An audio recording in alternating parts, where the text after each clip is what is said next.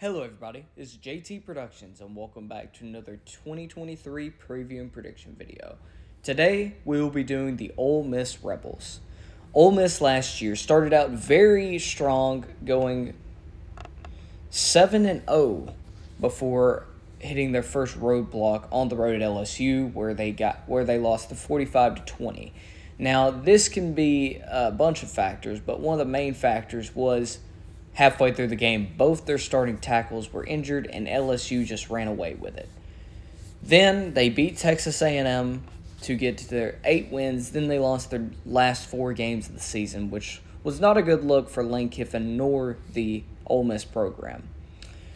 So they really did not look like the Ole Miss team from 2021 as how dominant they were, but they still were able to win games. They had to shift from a passing game to a rushing game with freshman Quinshon Judkins and, what's his name? Zach something. It's not Zach Moss, but anyways. Now they have Quinshon Judkins plus Ulysses Bentley, who was there last year. With that being said, let's go to the depth chart to see what they have for this year. Well, they have Jackson Dart coming back. He was their quarterback last year, transferred in from USC. He was okay. He was not really all that we thought he could be from coming from USC, but he was serviceable. He was nothing special, but he was serviceable. But you have 2 transfers coming in, one being Spencer Sanders, redshirt senior transfer out of Oklahoma State, who was a solid starter for them, sort of turnover prone, but he was able to win games for them. Then you have redshirt freshman transfer Walker Howard coming up from LSU. I think this kid's going to be the future of Ole Miss of the next couple of years. You also have Austin Simmons kid coming in who reclassified from the 2025 class to the 2023 class, which is crazy, coming in after a sophomore year, but I digress. You also had Luke Altmaier, who transferred out. He's now at Illinois. So the quarterback room, it's going to be interesting to see who Lane Kiffin takes if he decides to go with Jackson Dart or Spencer Sanders or even Walker Howard if he feels that he's ready. But that's not going to be the main part of the offense. The main part of the offense is going to be the backfield with superstar Quinshon Judkins. This kid was... Him and Trevor Etienne were the 2 best young backs in the SEC last year. I would say Branson Robinson, but we didn't see enough of him to really get a just on him. But Quinshon Judkins, very special athlete. Behind him, you have Ulysses Bentley, who transferred in from, I believe, Tulsa last year. He had some playing time, but it wasn't anything spectacular. You also get in Jason Albritton, sophomore transfer coming in from South Florida.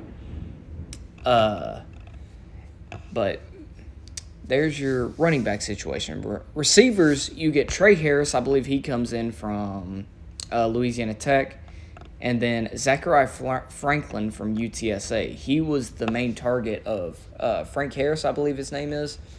So he could be a big part of this offense, as well as Jordan Watkins and Jalen Knox, Dayton Wade, J.J. Henry, and a lot of the other receivers that are unproven.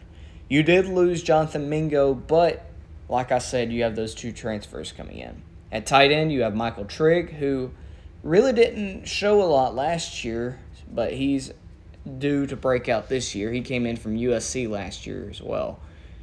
And then you have another transfer tight end, Caden Priestcorn, coming in from Memphis. I don't know, maybe. That could be his name. But we'll see what he can do. On the offensive line, you have 2 redshirt sophomores starting at tackles. You have a redshirt junior, redshirt senior at guard, and then a redshirt senior at center. So the main thing is going to be getting those tackles enough experience to where they'll be ready. You also have a transfer coming in at offensive tackle, and Victor Kern from Washington. So if one of your tackles doesn't work out, you can always plug him in and see what he can do. You also get another one in from Wyoming and Mana Taimani. So if he decides that he's going to come and be a big part of it, then he'll start. We won't really know the offensive line lineup until season starts. So those are just some guys to look out for. On the defensive side, you have a senior Cedric Johnson at defensive end, J.J. Pegues, who was a tight end at Auburn in 2020 before transferring to Ole Miss, who's now a defensive tackle. He's a big player. You have Jared Ivey, a senior, on the defensive line. You have Joshua Harris and Stephen Wynn, who transferred in, one from NC State in Harris, and the other in Wynn, who transferred in from Nebraska. For the defensive line. On the linebacking core, you have Isaac Ukwu, who's a graduate coming in from James Madison. James Madison was a good team last year, so we'll see what he can do. You also have Monty Montgomery, who transferred in from Louisville. He was one of their better players on defense. You have Jeremiah Jean-Baptiste coming in from Central Florida. He was a good player on their defense. You have John Saunders coming in from Miami of Ohio at the corner position. On the other guys that you have there, Ashanti Sistrunk, and you have Kari Coleman. So you got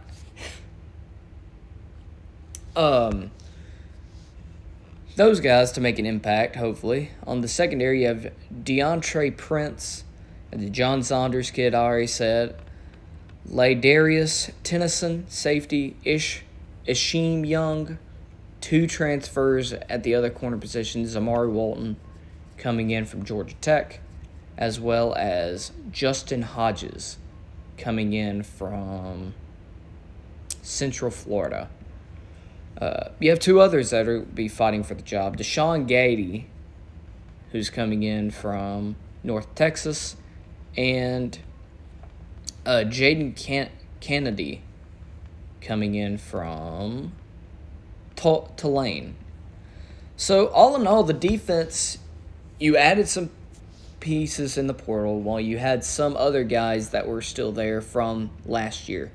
You also have a new defensive coordinator, Pete Golden, coming in from Alabama, who was fired last year because of a poor performance with not being able to get the defense in shape. However, I think this was a good move for Ole Miss in itself. Alabama's defense, while it was out of positions last year, it still had some plays to where they were able to really be a defense.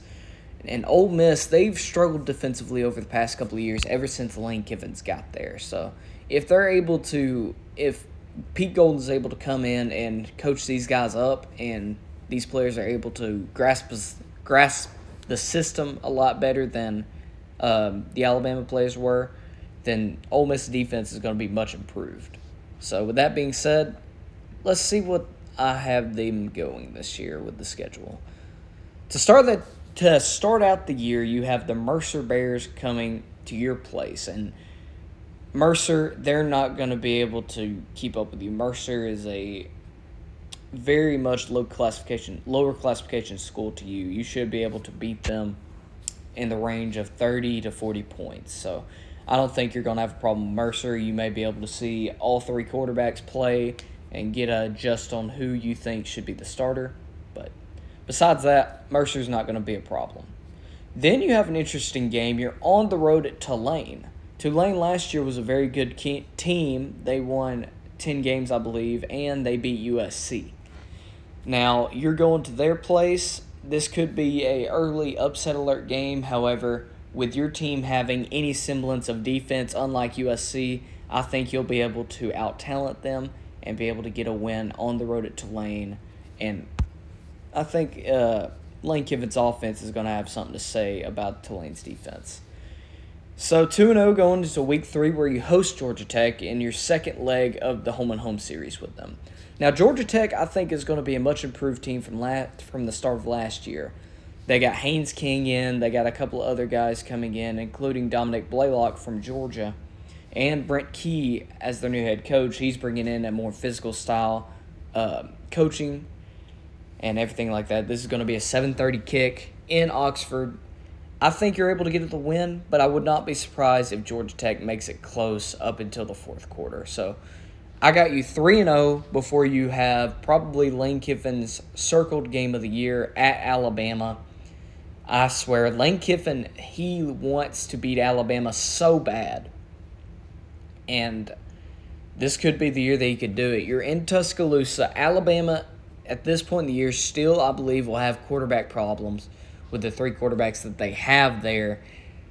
I would not be surprised at all if you're able to steal a game from them this early in the year, and I think you do. I think that you go to Tuscaloosa, get a big win for Lane Kiffin to start the season 4-0 before hosting LSU.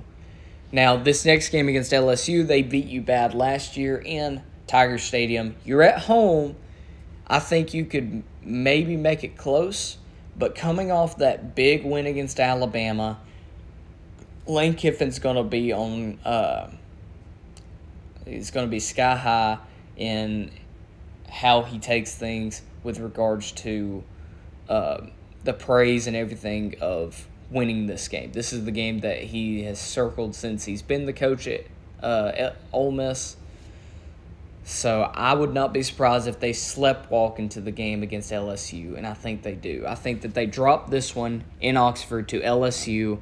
LSU is going to be a good team this year, and I think it wouldn't be too far-fetched if LSU beat Ole Miss again.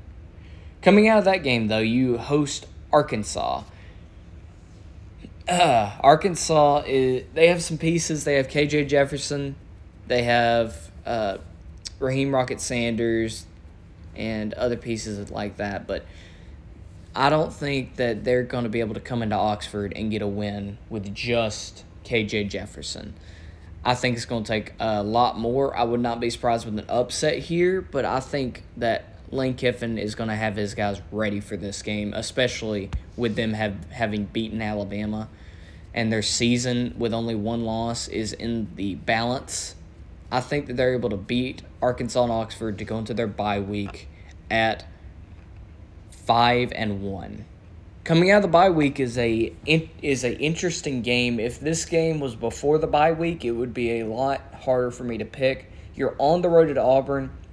You're going to see Hugh Freeze, the former Ole Miss coach, a revenge game for both sides. Hugh Freeze's revenge on Ole Miss and Ole Miss's revenge on Hugh Freeze. This is going to be an interesting game. If this game was anywhere but after the bye week, I would strongly consider giving Auburn the win. But with Ole Miss having a week off to prepare for this game and Lane Kiffin getting his guys back that have been banged up and everything, I think Ole Miss goes to Auburn, gets a big win to go to 6-1. Then they come back home to play Vanderbilt. Vanderbilt is getting better by the year, but I think Ole Miss is just a better team overall than Vanderbilt, and I think that you lean on your talent to take down the Commodores. Then you play Texas A&M. This is going to be another interesting game. Texas A&M, they've played you close over the past 2 years, and I wouldn't be surprised if they do it again. They have Bobby Petrino coming in as offensive coordinator, and they still have all that talent from that number 1 ranked recruiting class. I do have you winning this game. It's going to be close. I take into account that you have this game at home, which is a big help for you in this game. If this was in Kyle Field, again, I would consider giving it to Texas A&M. But I'll give you this win to go to 8-1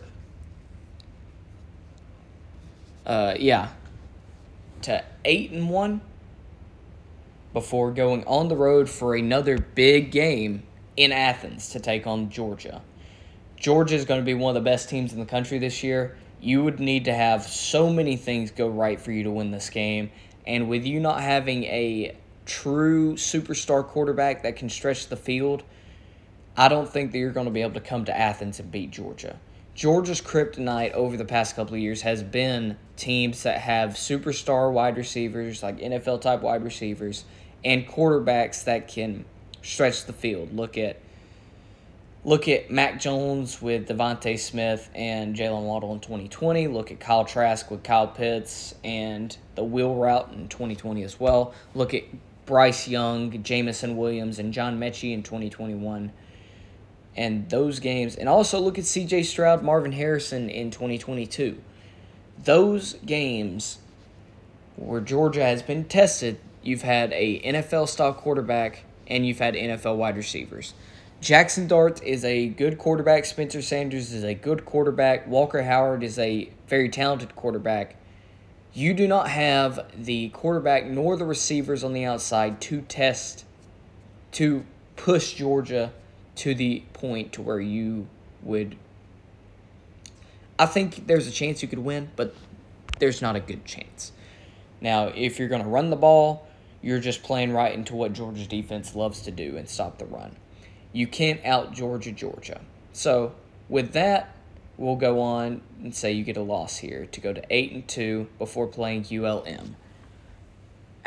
In this game, this is a good point in the schedule for you to have one of these games. You're coming off a pretty tough stretch. Even Vanderbilt, they're going to play you hard. Auburn, Vanderbilt, Texas A&M, and Georgia, good place for you to have a ULM game here. You're 8-2. I think you're able to get an easy win against ULM. They're one of the worst teams in the Group of 5 and the FBS. So you go 9-2 before going on the road to Mississippi State. I think Lane Kiffin is going to be wanting this game bad after losing last year in embarrassing fashion in Oxford. And I think he goes into this game, wins it convincingly against Will Rogers and that Mississippi State Bulldogs team. And with that, I have the Ole Miss Rebels going 10-2, getting back to 10 wins for Lane Kiffin, beating Alabama, but just not having enough to make the SEC championship with losses against LSU and Georgia.